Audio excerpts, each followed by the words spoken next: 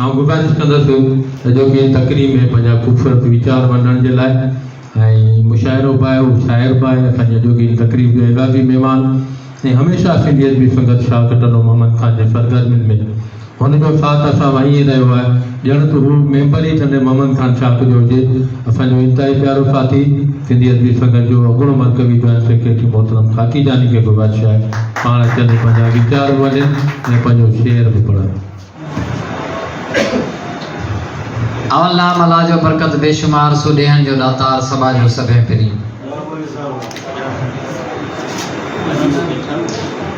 Programme है साईं ज़ियाउल्लाह जे हवाले सां त उन्हीं जे साईं शेर सां इब्तिदा मल्हायूं जश्न आज़ादी, मल्हायो जश्न आज़ादी असां हो मेण बतियन ते, मल्हायो जश्न आज़ादी असां हो मेण बतियन ते, हिते वारनि ते यारनि खे मलामत जी ज़रूरत आहे। सो जॾहिं बि असां तारीख़ खे वराए ॾिसंदासीं, तारीख़ जा वर्क वराईंदासीं त अहिड़ा किरदार जिन वॾा ब्लंडर कया आहिनि, जिन क़ौमनि सां वेसाघातियूं कयूं आहिनि, उन्हनि ते हर वक़्तु मलामत जी ज़रूरत रहे थी। साहिबे महफ़िल साईं ज़ियाउल्लाह, असांजो मरकज़ी जॉइंट सेक्रेटरी, अॼु की हिन प्रोग्राम जी सदारत कंदड़ मोहतरम एहसास मीरन, बाक़ी ॿिया साथी वञी चुका आहिनि। तूफ़ान में घणनि जा पेर कोन लॻंदा आहिनि। सो तूफ़ान में जंहिंजा पेर लॻी वेंदा आहिनि त उहे तूफ़ान खे पोइ ते हटाए पोइ बीहंदा आहिनि। सिंधी अदबी संगत कंडो मोहम्मद ख़ान शाह ऐं उन जो सेक्रेटरी, उन जो ज़िला राब्ता सेक्रेटरी ख़राज लहणे अहिड़े प्रोग्राम करण ते, पर दाद ॾिजे उन ई शख़्स खे जंहिं हीअ हिकु नओं इदारो तव्हांखे जे अॻियां आंदो आहे ऐं इदारा कॾहिं बि बिना महिनत जे, बिना जिस्तुजू जे, बिना सच्चाई जे वजूद में कोन ईंदा आहिनि ऐं जे वजूद में ईंदा आहिनि त टिकी कोन सघंदा आहिनि। त आकाश टिकड़ाई हिकिड़ो ई पब्लिकेशन जारी कई आहे। पब्लिकेशन जारी करणु मूंखे ख़बर आहे वो सोलो कमु कोन्हे। 6 किताब मुंहिंजी पब्लिकेशन पंहिंजी मां आया आहिनि। रुख जा चणा चबड़ा आहिनि ऐं तनक़ीद खे मुंहुं ॾियणो आहे। आकाश टिकड़ाई हीअ तव्हां हिकिड़ो वॾो कमु कयो आहे ऐं तारीख़ तव्हांखे ज़रूरु यादि कंदी हिन कम जे हवाले सां। तव्हां शाइर आहियो पंहिंजी जॻह ते, तव्हां सूबेदार हुजो, वॾा फूल लॻायो पंहिंजी जॻह ते, पर हीअ जेको पब्लिकेशन जो कमु आहे इहो सभिनी खां मथां आहे। ताज बलोच खे सिंध छो थी यादि करे? नाल सनाई जो ज़िक्र अचे थो, सभिनी जा कन उहा चौथा थियनि। त इहे माण्हू जेके हुआ उन्हनि पंहिंजो हणा वणा ख़र्च करे ऐं पंहिंजो क़ीमती वक़्तु ॾेई उन्हनि माण्हुनि खे अॻियां आंदो जेके पोयां कुंड में लिका बुणा हुआ। त हाणे हीअ जेको ज़ियाउल्लाह गंभीर आहे, जेके खाकी जानी नथे सुञाणंदो, जेके सिंध नथे सुञाणंदो, हिन किताबी सूरत में अचण खां पोइ अॼु ज़ियाउल्लाह गंभीर टिखड़ जो कोन्हे, पर ज़ियाउल्लाह गंभीर सिंध जी मिल्कियत थी वियो आहे सिर्फ़ु हिन किताब अचण जे करे। ऐं किताब जॾहिं छपंदा आहिनि त उन्हनि में ग़लतियूं हूंदियूं आहिनि, उन्हनि में कोताहियूं हूंदियूं आहिनि, पर ॾिसबो इहो आहे त हुन पंहिंजो रत विलिड़ियो आहे या न। त हिन में जेका तारीख़ आहे, माण्हू भले चवनि त हीअ टिखड़ जी तारीख़ आहे, माण्हू भले चवनि मलूक शाह ॻोठ जी ॻाल्हि आहे, पर तॾहिं जॾहिं तव्हां तारीख़ खे पढ़ंदा, जॾहिं तव्हां इमदाद हुसैनी ते ईंदा, जॾहिं नूर मोहम्मद खस्ता ते ईंदा, मियां छतन ते ईंदा, जॾहिं तव्हां आकाश टिकड़ाई, इनाम टिकड़ाई, गुल टिकड़ाई ते ईंदा, ताज टिकड़ाई ते ईंदा, त तव्हां महसूसु कंदा त हीअ टिखड़ जी तारीख़ न आहे पर सिंध ॻाल्हाए पई। ऐं जॾहिं तव्हां नूरुल हुदा शाह जो नालो वठंदा तव्हांखे महसूसु थींदो त हवेलियूं लरज़नि पियूं, तव्हां महसूसु कंदा त हवेलियुनि जा राज़ खुलनि पिया, तव्हां महसूसु थींदा त सिंध जूं न्याणियूं ऐं सिंध जी जेका औरत ज़ात आहे उन ते केतिरो ज़ुल्म थी रहियो आहे ऐं की बर्दाश्त करे रहियूं आहिनि। हीअ नूरुल हुदा शाह न सिर्फ़ु टिखड़ आहे पर नूरुल हुदा शाह सिंध आहे ऐं ईअं सम्झो त बैनुल अक़वामी नोयत जी कहाणीकार ऐं ड्रामा राइटर आहे। उन में हिन किताब में सिर्फ़ु हिकिड़ी मिस्टेक आहे, हिकिड़ी ग़लती आहे जो नूरुल हुदा शाह खे शाइरान में शिफ्ट कयो वियो आहे। मथां जेको उनवान आहे टाइटल में फ़हरिस्त में ॾिसंदा त टिखड़ जूं शाइराऊं इहा हिकिड़ी मिस्टेक आहे, बिग मिस्टेक आहे जेका न थियणु घुरिजे आहे। पर ड्रामा राइटर लिखिजे हा, नसर नवीस लिखिजे हा, कहाणीकारा लिखिजे हा त वधीक बहितर हो। ऐं उन खां पोइ हिन में हिकिड़ी ॿी शाइरा आहे जंहिंजी ज़िक्र त आहे पर उनजी शाइरी कोन्हे, शायदि शाइरी हथ कोन अची सघी आहे। त हीअ जेको असां जॾहिं हिन किताब ते ॻाल्हाईंदासूं, खामिन ते ॻाल्हाईंदासूं, त शाह जेको आहे, जॾहिं शाह लिखिबो आहे त उहो हे हरणी सां लिखिबो आहे, हिन मखलूत हे सां कोन लिखिबो आहे।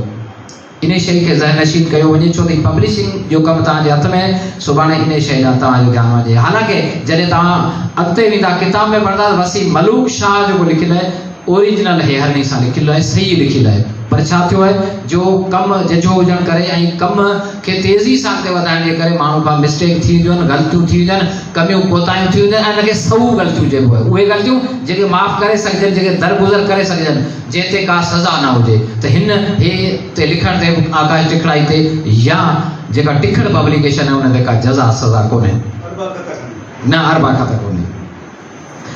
मुंहिंजे साईं ॻाल्हियूं मुंहिंजे ॻोठ जूं वसीम मलूक शाह। हिकिड़ी शइ ॿी शइ नोट करण जी आहे त टिखड़, हाणे टिखड़ जूं जेके मानाऊं आहिनि से मुख़्तलिफ़ आहिनि। टिखड़ उन जे चौक खे, उन रस्ते खे, उन जाइ खे, उन हंध खे चइबो आहे जंहिं हंधा टे रस्ता वहंदा हुजनि, निकिरंदा हुजनि। टिखड़ उन जे चौराहे खे, उन जॻह खे बि चइबो आहे जितां टे वाह गॾिजी निकिरंदा हुजनि। टिखड़ उन मखलूत झुॻीअ खे बि चइबो आहे जेका टिकुंडे जी सूरत में ठहियलु हुजे, जंहिंखे सिर्फ़ु टे थूणियूं ॾिनल हुजनि, उन खे बि टिखड़ चइबो आहे। टिखड़ उन भाउ खे बि चइबो आहे जेको टिनि भेनरुनि खां पोइ ॼमियो, ऐं टिखड़ उन जी भेण खे बि चइबो आहे जेका टिनि ठाहिनि मथां ॼमियो। त हीअ जेको टिखड़ आहे, ईअं सम्झो त टिनि आफ़तनि, टिनि मुसीबतनि खे मोहर ॾियण खां पोइ बि क़ाइमु रहियो आहे, ऐं क़ाइमु रहण जो सबबु खे छा मिलियो आहे, मलूक शाह बणियो आहे। हाणे तव्हां हिकिड़ी शइ नोट कंदा वेंदा, जॾहिं बि टिखड़ जो ज़िक्र थींदो त मलूक शाह खे कोन विसारियो वेंदो। सबबु कहिड़ो आहे? सैयद तव्हांजी धरती ते कई गुज़रिया हूंदा, न सिर्फ़ु हिते पर तव्हां पसगिरदाई में वञो ॾिसो केतिरा पीर गुज़रिया, पर मलूक शाह जेतिरो लफ़्ज़ इस्तेमालु थींदो, जेतिरो वरितो वेंदो, जेतिरो वापरायो वेंदो, उहो ॿियो को कोन हूंदो। छो त हिन इंसानियत जे इंसानियत जे नाते ते हिकिड़ो कमु कयो त अचो त सभु गॾिजी वियूं ऐं हिन वस्ती में वियूं, त उहा वस्ती थी वई मलूक शाह। त हाणे टिखड़ खे ॿीहर जारींदड़ जेको सो मलूक हो, ऐं उहो माण्हू जेको यकीनन मलूक हो, जंहिंजे अंदर में इंसानियत हुई, ऐं हितां जा जेके मेमून आहिनि, हितां जा जेके गंभीर आहिनि, उहा किथां जा हुआ? मटियारका। छो आया? छो त हिते उन जी शइ जी घुर्ज हुई, माण्हुनि जी ज़रूरत हुई, ऐं माण्हुनि लाइ सुकून हो, ऐं माण्हुनि लाइ सुठो माहौल मुयसरु हुयो। अॼु हितां जा माण्हू लॼो पिया वञनि, सबबु छा आहे त उहो माहौल कोन्हे। हाणे उहो माहौल केरु ॾींदो? आकाश टिखड़ाई ॾींदो, हफ़ीज़ ॾींदो, या साजिद ॾींदो, या उन जा सौट मासात ॾींदा, या जेके ॿिया माण्हू पढ़िया लिखिया आहिनि, या उहो हेड मास्टर ॾींदो जेको हिन इमदाद हुसैनी स्कूल जो हेड मास्टर आहे, उहो माहौल ॾींदो। त हीअ टिखड़ वरी बि ईअं आबाद थींदो जीअं साईं मलूक शाह आबाद कयो, जीअं हुन जी सोच हुई। त असांजा मूं हिते जेको ऑब्ज़र्व कयो त जेको टिखड़ आबाद हो, सरसब्ज़ हो, शादाब हो, जंहिंजा माण्हू सुखिया सताबाब हुआ, पर अॼु उन टिखड़ जा ॿार मूं ॾिठा, मूंखे हैरानगी थी वई। मुंहिंजे सम्झो त बुत कांडार जी वियो त मारूअड़ा झांगीअड़ा, कंठीअ न सिंगरी, बबर न पलड़ो, साओ न सलड़ो। मूंखे महसूसु थियो, छो त कॾहिं बि तव्हां कंहिं ॻोठ में वञो, किथे प्रोग्राम ते वञो, तव्हांखे ॿार पिन ते महसूसु कोन थींदा, पर हिते ॿार हथ टकियो वेठा हुआ, ऐं हुननि में हिकिड़ी आदत सुठी हुई, या त साईं पिए चयूं या मामा पिए चयूं।